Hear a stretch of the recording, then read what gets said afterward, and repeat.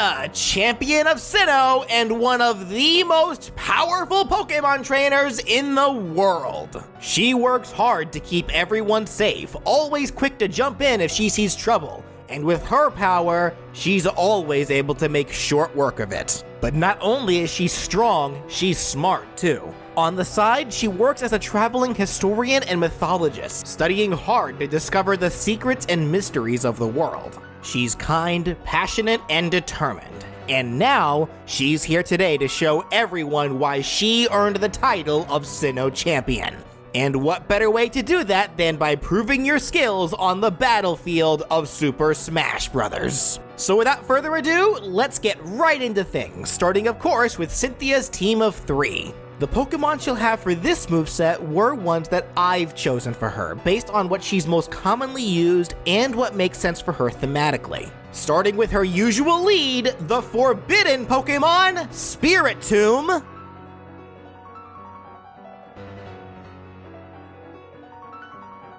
Then the same Pokemon whose egg she gifts you, the Jubilee Pokemon, Togekiss.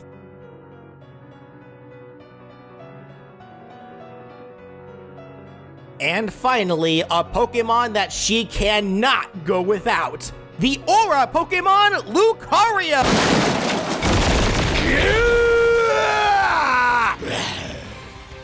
Nah, of course it has to be the Mach Pokemon, Garchomp! It's her signature partner after all. She always brings it to every battle that she enters. Plus, considering how consistently popular this guy is, it's not surprising that it would be one of the most requested Pokemon up to date. Comparing the statistics of Cynthia's team side by side, Spiritomb will be the most sluggish in terms of mobility, due in part to it lugging around that over 230-pound keystone. But this does also mean that it'll be the heaviest on the team. It also has the best disjoint, using its fog-like spiritual body to give it both incredible and very malleable reach. Togekiss is the lightest, the fastest, and the floatiest of the 3, moving around like a carefree fairy in the wind. It also has the best recovery on the team, but it is also the weakest, relying more on combos and poke pressure to get the job done. And then there's Garchomp, who is by far the heaviest hitter, able to dish out the most amount of damage in the shortest amount of time. Its deceptive speed and rushdown potential also definitely help with that. It is also still fairly heavy, so its survivability is nothing to scoff at either. I'd say that Garchomp's biggest weakness is its frame data, having the most amount of start and end lag on its attacks compared to the rest of the team. In short, each Pokemon have clear strengths and weaknesses to balance each other out, as expected of the Sinnoh champion to give herself a well-rounded team. Plus, they each represent the many sides of Cynthia's personality. She's strong-willed and will never give up when she sets her sight on something.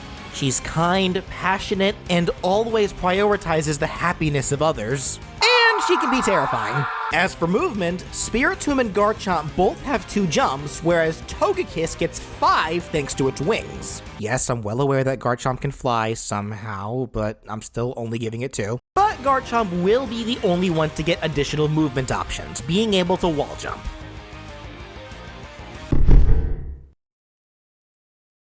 The majority of Garchomp's attacks do come directly from other games, so get ready for that one now. Togekiss and Spiritomb, who don't make as many appearances, will be predominantly innovated. Starting with their jabs, Garchomp can have a 3-hit jab that starts with a horizontal claw swipe to the right, then a horizontal claw swipe with the other arm to the left, then ends with a spinning horizontal tail swipe.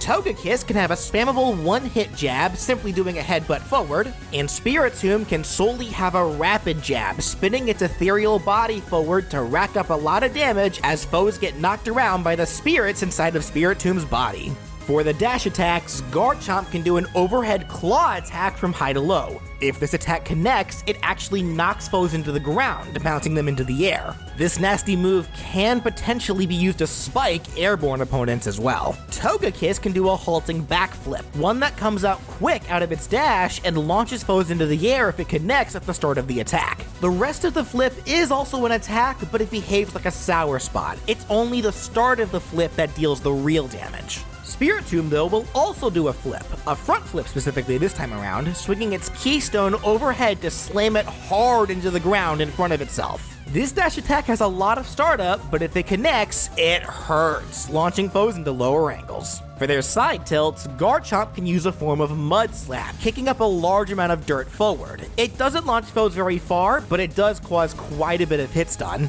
Togekiss can use a form of Pound, slapping one of its wings forward horizontally, stopping at the peak of the swing. This move has a good amount of knockback on it, making it a great get-off-me attack.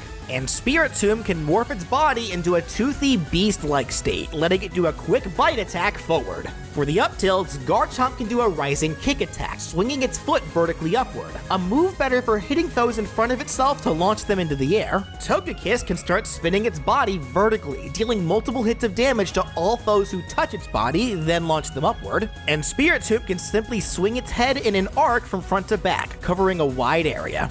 For their down tilts, Garchomp can do a variation of Breaking Swipe, spinning to swing its tail across the ground to pop foes away. Togekiss can do a quick spinning Wing Sweep, a weaker move, but it pops foes upward, making it decent for combos. And Spiritomb, who by the way retreats into its keystone whenever it crouches, darts forwards from the keystone low to the ground, reaching ahead a decent distance to launch foes into lower angles. For the side smash attacks, Garchomp can do Dragon Claw, doing a 2-hit strike that starts with a diagonal rising claw swipe that deals a lot of hit stun, setting foes up to be destroyed by the follow-up strike, which will launch them away. Out of all the smash attacks among the 3 Pokemon, Dragon Claw is by far the strongest. Togekiss can use Sky Attack, causing its body to glow as it charges, then when released, flies forward a fair distance with a mighty tackle attack.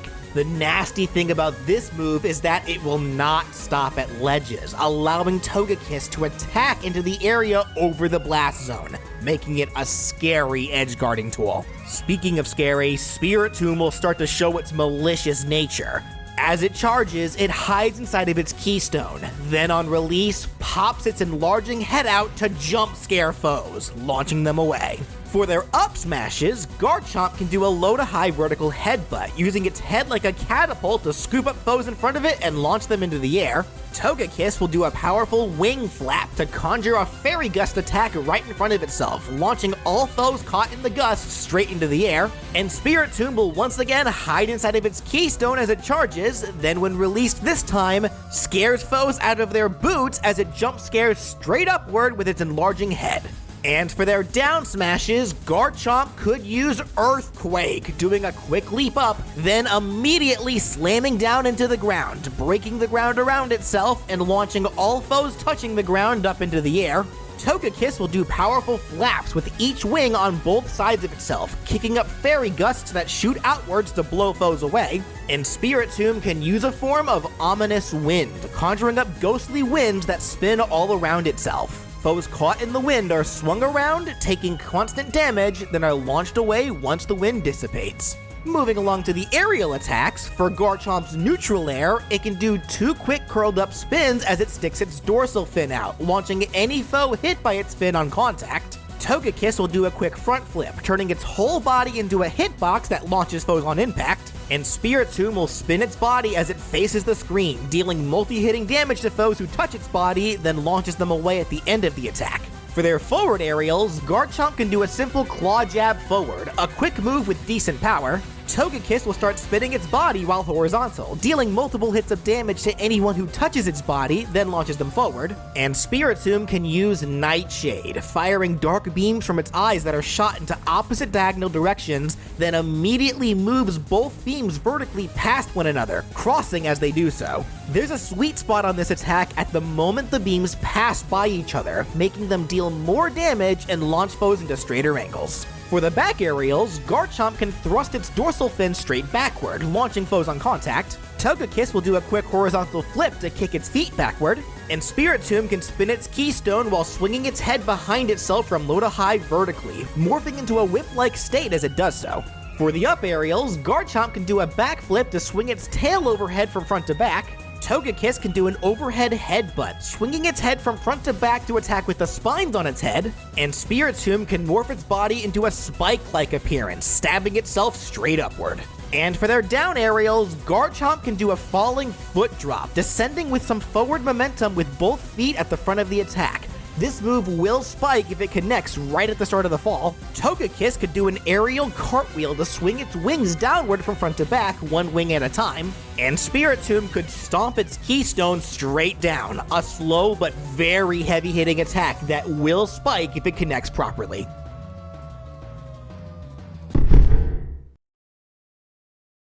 For their grabs, Garchomp would grab with both claws, having an average grab range compared to the other two, and it pummels by biting its prey. Togekiss would grab foes with fairy magic that it emits from its body, but this results in it having the worst grab range of the three. It pummels by headbutting the foe, and Spiritomb would have the greatest grab range, using psychic powers to make for a scary, disjointed grab.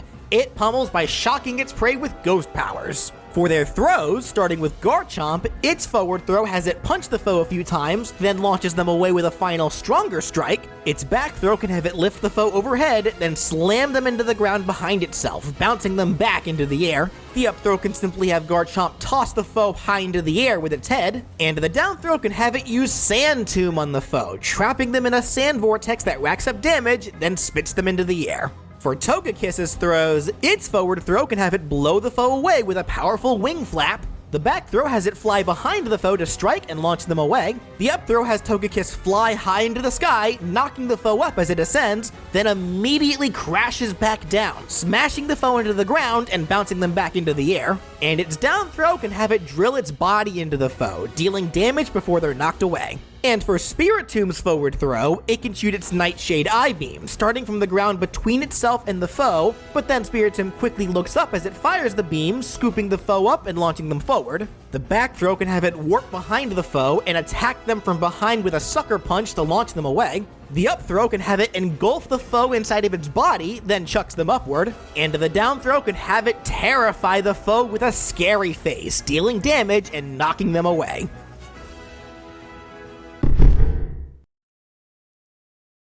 For Garchomp's neutral special, it could use Sandstorm. This version of the attack will have Garchomp surround its body in sand, giving itself a veil that causes all foes who get too close to Garchomp to take constant chip damage. And that's pretty much the gist of it. It's a self buff. It lasts for around 8 seconds, after which it goes onto a 15-second cooldown. There is pretty much no reason not to always be using this attack, unless your foes are spacing you pretty hard, because in that case, you wouldn't be able to take full advantage of it, so you gotta be sure you time it properly to get the most out of it. Togekiss's neutral special can be Air Slash. It's a very simple move that has Togekiss fire Blades of Wind straight forward. This move acts as a projectile, and while it only deals small flinching damage, it causes a lot of hit stun, making it a nasty move for playing neutral and even nastier if used to edgeguard. Spiritomb's neutral special could be Spite. This is a special type of counter attack. Spiritomb will put itself into a counter state, and if attacked, reduces the damage it would have taken by half. But that's not all. For making Spiritomb angry, it spites you by locking out the attack that you hit it with for 10 seconds. This could easily be a scary tool for punishing players who are overly reliant on one attack. It cannot stack though. If Spiritomb pulls off Spite again on an opponent who was already spited, it will just override the first Spite in place of the new one. For Garchomp's side special, it could use Dig. Garchomp burrows underground and dashes straight forward with only its dorsal fin sticking out. After reaching its max distance, a ledge, or if a foe touches its fin, Garchomp will immediately leap out of the ground with its dorsal fin forward as it rises. Any foe hit by Garchomp as it launches out of the ground will be launched straight into the air. Speaking of which, if you initiate this attack while in the air, Garchomp will dive forward at an arc, then will dig under as soon as it reaches the stage, after which it plays out just as described before. It has to touch the stage in order to continue when used out of the air, meaning that if you try using this with no stage below you, you're gonna look like a Monado boy out there. If you use Dig into a platform, Garchomp will just ignore said platform and will keep diving down until it finds solid stage. For Togekiss's side special, it could use Sweet Kiss. This has Togekiss dart straight forward to attempt to kiss anyone in its way. If no one was in its way, it just flies the full distance and can start doing any other action aside from Sweet Kiss again if it was used in the air. If there was a foe in its way, Togekiss will stop to give that foe a little smooch, which makes that foe dizzy for a little bit. That's only if it connects on the ground though. If it connects in the air, the foe will just be knocked away. And for Spiritomb's side special, it could use Curse. This has Spiritomb morph its head into a needle shape and stabs forwards while its keystone remains in place. Every time it uses this move, Spiritomb will take a set 5% damage, regardless of whether it lands or not. But any foe who is hit by it will be cursed for around 20 seconds, effectively being poisoned as they take constant damage up until it wears off. This move does have a bit of startup on it, so it is easy to predict and avoid, but failing to do so will result in constant pain. For the up specials, Garchomps can be Dragon Rush. This will have it wind up, then charge into any chosen direction with immense power, after which it goes into free fall if used in the air. Foes in its way will be dragged along, then launched at the end of the attack, and it deals even more damage to foes if it shoves them straight into the stage. Togekiss's up special can be Fairy Wind, having Togekiss spin upward while surrounding itself in a twister of fairy dust. It's a move that deals very little damage but a lot of knockback to foes, launching them into the air if they touch any part of the twister. And Spiritomb's up special can be Payback.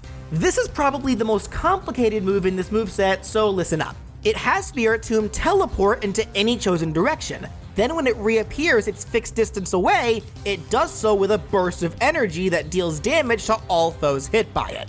The damage that it deals, though, is entirely dependent on the amount of damage that Spiritomb takes. Payback deals damage equal to the same amount of damage that Spiritomb sustained from when it spawned or since it last used Payback. When Payback is used, all of that accumulated damage is reset back to 0, and can only deal more damage again once it starts taking more damage, so you can lose that damage quite easily if you find yourself needing to recover often. The accumulated damage can be held when you switch to a different Pokemon, but it cannot accumulate anymore until you switch back.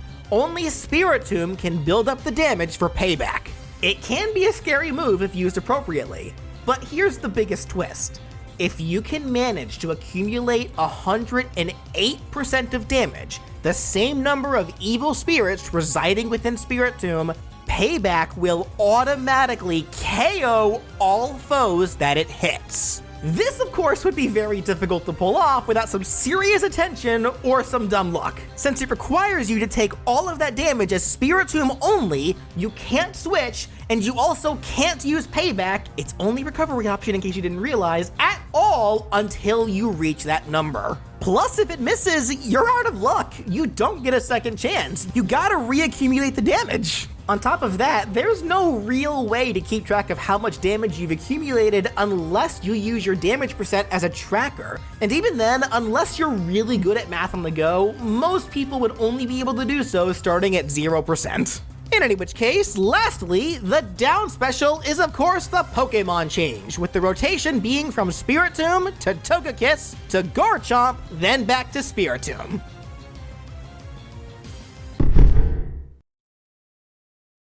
For Cynthia's final smash, she resorts to Garchomp, the Pokemon that instills fear in all trainers who face it. If Garchomp wasn't active, she calls back her current Pokemon to bring it out. And once it's there, she activates Mega Evolution to turn it into Mega Garchomp. Mega Garchomp then dashes forwards with a powerful Claw Slash, and if it can catch a single foe, it begins barraging that foe with an outrage of attacks, racking up tons of damage, then finishing things up with one final powerful strike to launch them away. After which Garchomp reverts back to normal, and if it wasn't the active Pokemon, it's then replaced with whoever was out when the final smash was initiated.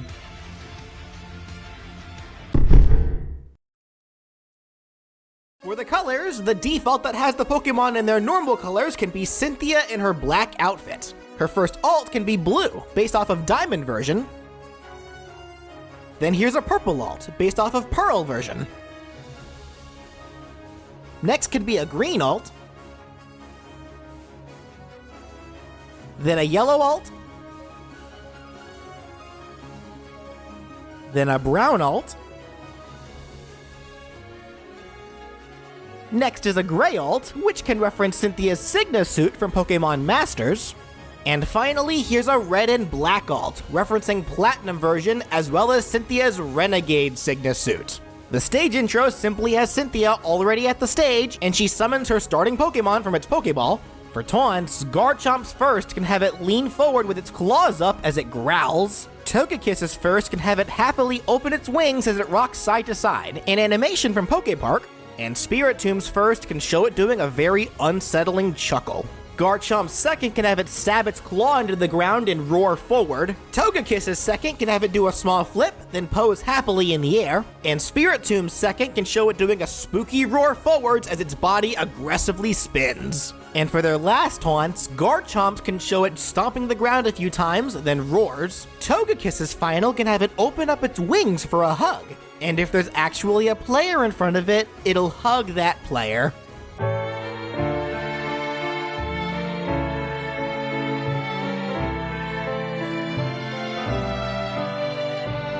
And Spiritomb's final taunt can have it hide inside of its keystone as it floats and spins a bit. And finally, for the victory animations, Cynthia's first can show her standing there with her hair flowing in the wind, referencing her Platinum version sprite. Garchomp during this would jump in from the back and roar to the sky. Togekiss would perch itself next to Cynthia and look happily at the camera. And Spiritomb would just be shown doing a maniacal laughter. The second victory animation would reference Cynthia's black and white 2 sprites, showing her with her hand at her chin, but then holds her arm forward to pose. Garchomp during this one would jump out of the ground, then pose. Togekiss would fly in with some spins, then pose in midair. And Spiritomb would do a flip while inside the keystone, then pop out for a mini jump scare. And for their final victory animations, these would be the poses where Cynthia interacts with her Pokemon. With Garchomp, Cynthia would be shown scratching its chin, then they both pose. With Togekiss, Cynthia would watch as it flies around her, then Togekiss would come up to her and give her a hug. And with Spiritomb, we would just see it retracting back into its keystone, and Cynthia would sit down to place her hand on it while giving a gentle smile.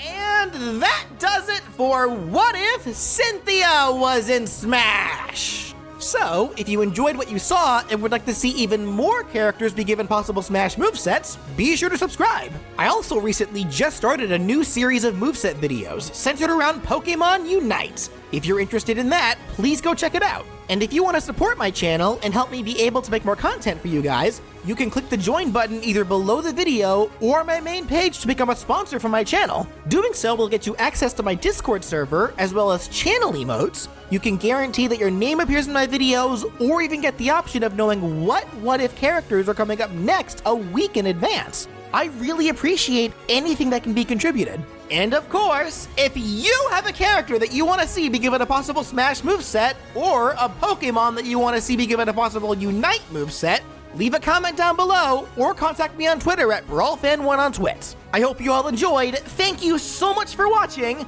and now if you'll excuse me, I'm gonna go play Legends Arceus for the next 500 hours. Later!